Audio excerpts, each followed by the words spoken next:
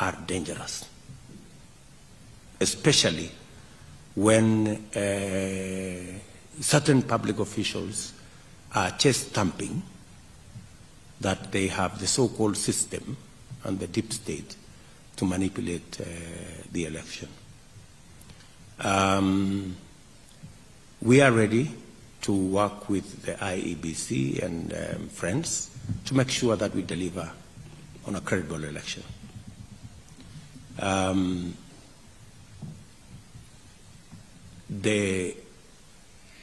We expect that everybody who is concerned, including the EU, to try and get as much detail as possible, both from the IEBC and from these public officials, on what this all is about and how did close to 1 million names disappear from the register. And many of those names are people from what we consider our stronghold. So there is a clear attempt to try some monkey games. We don't believe they will succeed, but these attempts are a source of concern to Kenyans. So I think that's one issue I didn't raise. Let me allow the rest of my team to speak to. Let's start with Moses. Do you want to start? Thank you, Your Excellency. Excellencies, good morning again. I'll start by just buttressing what our leader has said, that elections are not judged free and fair on the basis of the conduct on the day of voting. It's the entire process, the integrity of the voters' roll, the conduct of the electoral officials, the conduct of the state machinery responsible for security, and so on and so forth. I'm sure the EU has always been a close observer of our electoral process, and you can see and feel where things are not going right, and we expect to hear your voice. On the issue of refugees, from Her Excellency, the Slovak ambassador, every country, in fact, indeed, humanity expects that we should not have refugees. That's the ideal situation. But Kenya has been a host to refugees from almost all our neighbors, except Tanzania, that has not given us any significant flow of refugees in our history. As it is today, conflicts in the region have been subsiding, and we have been encouraging refugees where they can find it possible to go back to their countries. Of course, under the UN and other international protocols, you can't force refugees to go back to where they ran away from. So we continue partnering with yourselves and others, and I want to appreciate, having been in foreign affairs for 10 years, the role your delegation and individual countries have contributed towards the management of the refugee situation in Kenya.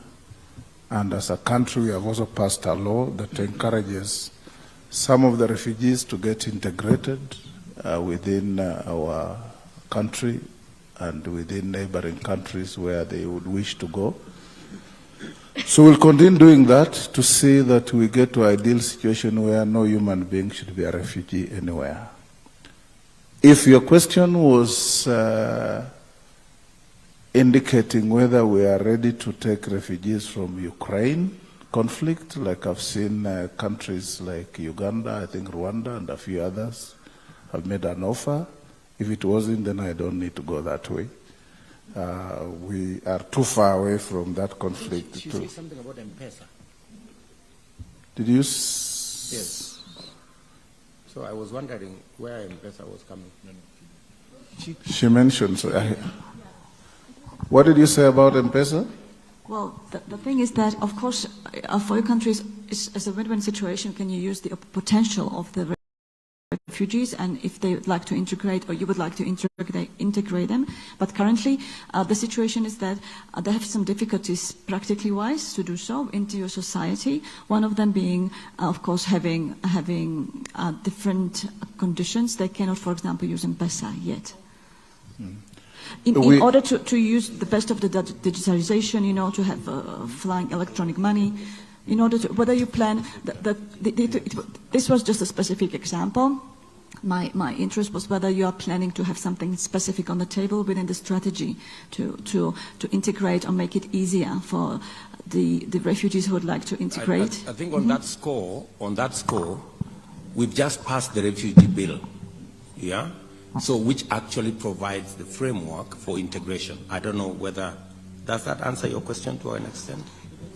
Because when was that passed? Let me just think. And that, just before I pass on to Doyle, if he has something to say, we have a very comprehensive law on refugees that allows them to go through our schools up to university level and so on and so forth. But on the issue of M-Pesa, for example, even people at our level, if you don't have an identity, you cannot access the M-Pesa process.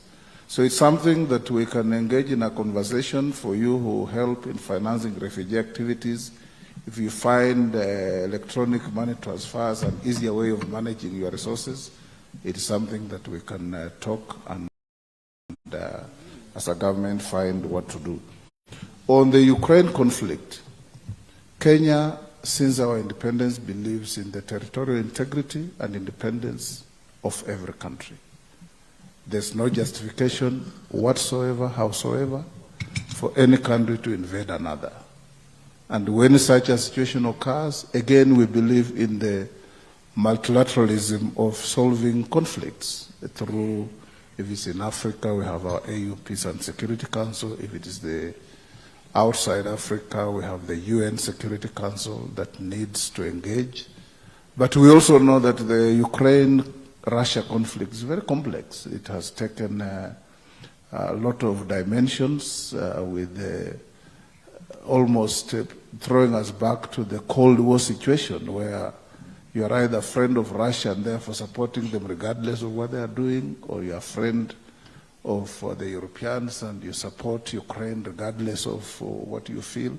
We as Kenya have always stood for territorial integrity, respect for every country and its independence. And that position has not changed, may not change, I believe.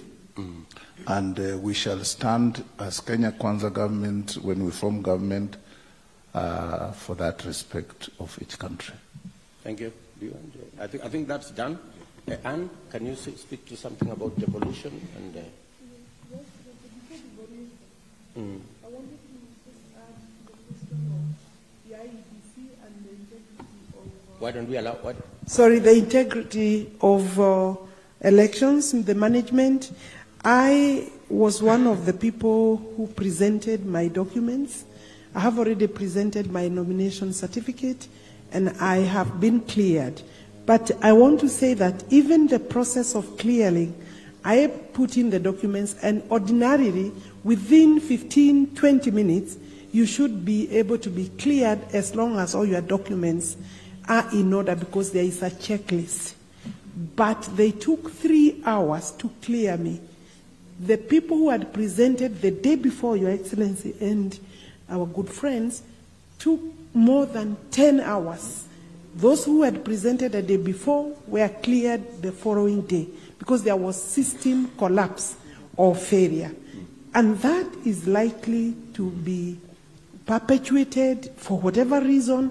By now, we shouldn't be having such hitches, considering that transmission of the vote from the polling station is one of the critical aspects of a free and fair election. So I think these are the questions that we should be asking and following before we can put the question to us whether we shall accept the results of elections. Thank you. Thank you very much. Proceed, Anne. Thank you, Excellency, and good morning, Excellencies. I think I'll start by first, one of the things that maybe we didn't do when we were doing our introductory remarks is to appreciate the role the European Union has played, especially in the issue, helping this country deal with the issue of COVID, their contribution through COVAX. You're right. To providing vaccines to this country. I think outside of this government appreciates very much the role